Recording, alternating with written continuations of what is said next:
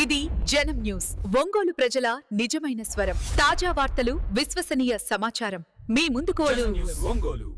గుడ్లూరు మండలం దొరకానిపాడు గ్రామంలో తిరుమల శెట్టి లక్ష్మీనాయుడు దారుణ హత్యపై రిటైర్డ్ జడ్జితో సమగ్ర విచారణ చేయించి అందుకు బాధ్యులైన వారిపై కఠిన చర్యలు తీసుకోవాలని కాపు సంఘం ప్రకాశం జిల్లా అధ్యక్షుడు కొక్కిరాల సంజీవ్ కుమార్ డిమాండ్ చేశారు. ఒంగోలులోని కాపు సంఘం కార్యాలయంలో మంగళవారం ఏర్పాటు చేసిన విలేకరుల సమావేశంలో ఆయన మాట్లాడారు. ముందుగా లక్ష్మీనాయుడు మృతిపై సంతాపం వ్యక్తం చేశారు. లక్ష్మీ నాయుడుపై హత్యతో పాటు ఆయన తమ్ముళ్ళు పవన్, భార్గవులపై కూడా హత్యాయత్నం జరిగిందన్నారు. ఈ ఘటనపై సమగ్ర విచారణ చేసి అందుకు బాధ్యులైన వారిపై కఠిన చర్యలు తీసుకోవాలని డిమాండ్ చేశారు. ఈ కార్యక్రమంలో సంఘ ప్రతినిధులు నరహరి సాంబయ్య, ఉమ్మడి శెట్టి శ్రీనివాసరావు, జేష్ణ ప్రసాద్, ఇందుర్తి మస్తాన్ కుమార్, హనుమంతరావు, శెట్టి పాపారావు, మేకల నారాయణ, శివ, చింతలపల్లి నారాయణ, వసాని అంకబాబు, రావెల్ల రాఘవ, కోలా వీరయ్య తదితరులు పాల్గొన్నారు. ఉమ్మడి ప్రకాశం జిల్లాలో కందుకూరు నియోజకవర్గం గుడ్లూరు మండలం దారకానిపాడులో జరిగిన దారుణ హత్య గురించి రకరకాలుగా చెప్పుకుంటూ ఉన్నారు. కానీ 2వ తారీఖు ఈ నెల 2వ తారీఖున జరిగే హత్య గావించబడ్డారు. ఒకరికి 3 హత్యలు. ఒక వ్యక్తి చనిపోయాడు, 2 వ్యక్తులు మంచానికి మరణంగా ఉన్నారు. అంటే దాని అర్థం ముగ్గురిని హత్య చేయాలనే ఉద్దేశంతో ఒక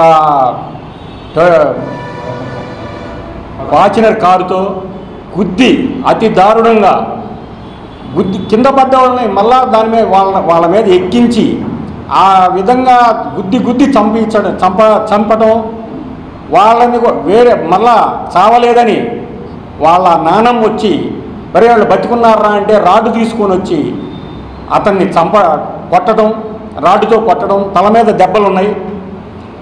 ఆ విధంగా చేసి వాళ్ళ నాన్నని ఫోన్ చేసి, నాన్న కత్తి తీసుకొని రా అంటే కత్తి తీసుకొని 4 మనుషులు తీసుకొని వస్తే వాళ్ళు కూడా వచ్చి చంపడానికి వస్తే కేసు కట్టింది ఎంతమంది మీద అండి? 2 మీద. వాళ్ళ కారులో వాళ్ళ భార్య ఉంది, వాళ్ళ నానమ్మ ఉంది, ఆ హరిచంద్ర ప్రసాద్ ఉన్నాడు, వాళ్ళ ఫ్రెండ్ ఉన్నాడు. వీళ్ళు 4. వాళ్ళ నాన్న తీసుకొని వచ్చిన 4, 6 వచ్చారు కలిసి. ఇంతమంది చంపడానికి వచ్చినట్టే కదా. కేసు కట్టింది 2 మీద. అలానే ఈ హత్యకి కుట్ర పన్నింది కందుకూరులో. ఈ వారం రోజుల లోపల, ఈ హత్య గావించక వారం రోజుల లోపల 10 నుంచి 15 మంది దాకా కూర్చొని ఈ స్కెచ్ చేశారని తెలిసింది మాకు. చంపాలి అని డిసైడ్ అయ్యారు. ఈ గతంలో అసలు విషయం ఏంది? వ్యాపారం అంటారు, ఇంకొకటి అంటారు. జరిగింది ఏంది? ఆ అమ్మాయిని అరాచ్మెంట్ చేస్తుంటే వీళ్ళు పోయి ఇంటికి వెళ్ళి మందలించారు. దాని మీద కేసులు కూడా పెట్టుకొని ఉన్నారు.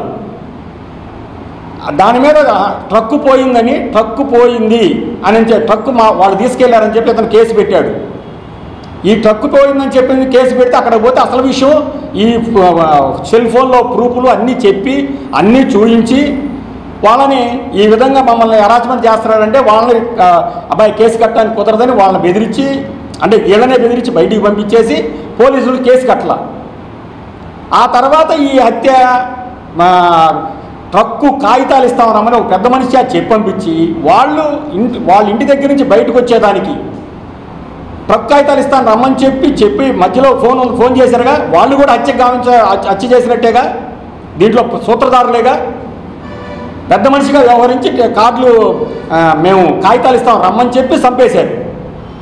అలానే వీళ్ళు ఇంటి దగ్గర నుంచి బయలుదేరి దగ్గర నుంచి ఫోన్ల మీద ఫోన్లు చేస్తూ వాళ్ళని ఈ టైం కదిలారు, ఇదిగో ఇది 2 నిమిషాలు, ఇదిగో ఇక్కడ దాటారు అని చెబుతూ వాళ్ళకి కామెంట్ చేసిన వాళ్ళు విషయం అంతా చెప్పిన వాళ్ళు వీళ్ళందరూ దాంట్లో సూత్రధారులు కాదా?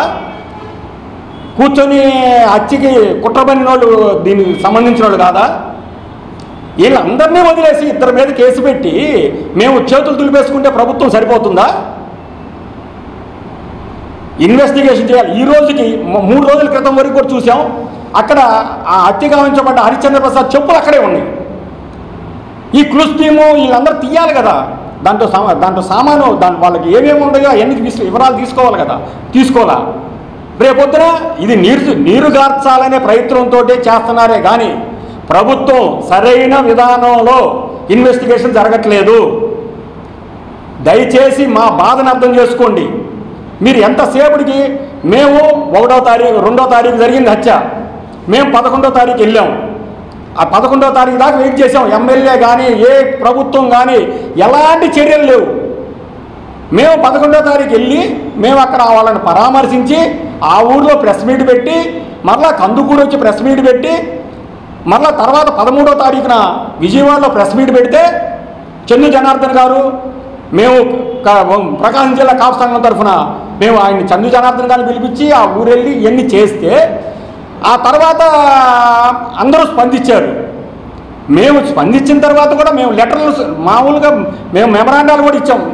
ఏది సీఎం గారికి, డీజీపీ గారికి, అనితా మేడం గారికి, వీళ్ళందరికీ. ఇన్ని చేసినా ఎవరు కదల్లా. తర్వాత కదిలేరు. ఎప్పుడు తర్వాత మేము చేసిన తర్వాత నాయకులు ఇంకా కొంతమంది జేఏసీ నాయకులు స్పందిస్తే వాళ్ళు కూడా స్పందిస్తే అప్పుడు మీరు కదులుతారా? అప్పటిదాకా ఏం చేసినట్టు? ఇద్దరి మీద కేసు కట్టి వదిలేశారా? ఇప్పుడు అది దాడి కాదా? అది ఒక కుటుంబం మీద దాడి కదా, మా కాపు కుటుంబం మీద దాడి కాదా? అది కులం వద్దు ఇంకోటి వద్దు అంటారు. ఇప్పుడు కుల సంఘాలుగా మాట్లాడక ఎవరు మాట్లాడాలా? రాజకీయం వద్దంటారు, కులం వద్దంటారు. మరి 10 రోజులు ఏం చేశారు? 15 ఇప్పుడు 2వ తారీఖు జరిగింది, 16వ తారీఖు దాకా ఎమ్మెల్యే ఏమన్నా వచ్చాడా? ఎమ్మెల్యేని మేము అక్కడ కూడా క్వశ్చన్ చేసాం. 11వ తారీఖు క్వశ్చన్ చేసాం. ఎమ్మెల్యే గారు వచ్చి ఈ రోజు వరకు తొంగి చూడలేదు. తెలుగుదేశం పార్టీ కార్యకర్త. ఇక అప్పుడు కూడా మీరు తెలుగుదేశం పార్టీ మేము మా కులము తెలుగుదేశం పార్టీ కార్యకర్త అయినా కూడా పట్టించుకోరా? మీ ఇష్టమేనా? చంపేసి వదిలేస్తారా? కులాలు రాకూడదంటారా? కులాలు రాకుండా రాజకీయ పార్టీలు లేవు. ఇవాళ మేమందరం కలిసి మీకు న్యాయం చేసి మేము కూటమి ప్రభుత్వానికి మేము అండగా నిలబడి మేము చేస్తేనే ఈ కూటమి ప్రభుత్వం ఈరోజు ఏర్పడింది. ఈ కాపు కులాలు నిలబడి చేసినాయి. దయచేసి అర్థం చేసుకొని ఆ కుటుంబానికి ఏదైనా రిటైర్డ్ జడ్జి చేత ఇన్వెస్టిగేషన్ చేయించి మాకు వాళ్ళకి ఆ కుటుంబానికి తగిన న్యాయం చేయాలి. ఏమి న్యాయం చేయకుండా కుల సంఘాల వాళ్ళు మాట్లాడుతున్నారు. మేము హెచ్చరిస్తున్నాం. ఏం హెచ్చరిస్తారు మీరు? అంటే మా వాళ్ళు ఏదైనా మాట్లాడితే చంపేస్తారు, మేము మాట్లాడితే మీరు మళ్ళీ హెచ్చరిస్తారా మమ్మల్ని? ఏం దారుణం ఇది? ఎంతవరకు మేము కూడా ఉపేక్షిస్తున్నాం. మీరు లేదా చంపడానికి రండి అయితే మా దగ్గర కత్తులు ఉంటాయి కదా, మా శాలలు మేము రైతు కూలీలమే, మేమే ఇస్తాం, కత్తులు గొడ్డలు ఇస్తాము, మీరే వచ్చి నరకండి అయితే మమ్మల్ని.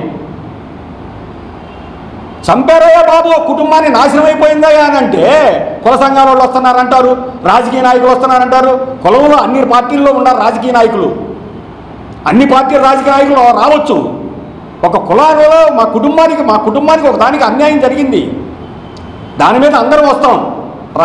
రాకూడదు అని అనడానికి మీకేం అధికారం లేదు. కుటుంబానికి అన్యాయం జరిగినప్పుడు 16 రోజులు ఎమ్మెల్యే అక్కడ తొంగి చూడాల. 2 రోజుల్లో ఒక వ్యక్తి లింగ సంవత్సరం చనిపోతే నీ సామాజిక వర్గం మాత్రం నువ్వు ఎట్టబోయి వచ్చావు? నువ్వు కనీసం ఆలోచించలేదే. దాన్ని ఆలోచించుకొని ఎమ్మెల్యేదే మెయిన్ తప్పు. ఎమ్మెల్యే పోయి ఉంటే ఎవ్వరూ ఇదంతా చేసేవాళ్ళు కాదు, ఎవ్వరూ రారు. 16 రోజులు ఎమ్మెల్యే అక్కడికి పోకపోతే మేము 10వ రోజు పోయి మేము అడిగితే మాకు ఇంతవరకు 16 రోజుల దాకా నువ్వు రాలేదు కదా. ఇది చాలా దారుణం. దయచేసి అర్థం చేసుకొని కూటమి ప్రభుత్వం వారికి ఆ కుటుంబానికి న్యాయం చేయాలి. ఇన్వెస్టిగేషన్ చేయించి మొత్తం కేసులో ఉన్న నిందితులందరినీ అరెస్ట్ చేయాలి. ఆ కుటుంబానికి భరోసా కల్పించాలి. అలానే ఆ కుటుంబానికి వారిని హింసిస్తారు. రేపు పొద్దున వాళ్ళు బయటికి వస్తే వాళ్ళని చంపుతారనే భయం ఉంది. దయచేసి అర్థం చేసుకొని వాళ్ళు బయటికి రాకుండా చూడాల్సిన బాధ్యత మీదే. ఈ ప్రభుత్వం మరీ కోరుతున్నాం మేము. కులాలు మతాలు ఈ కాదు.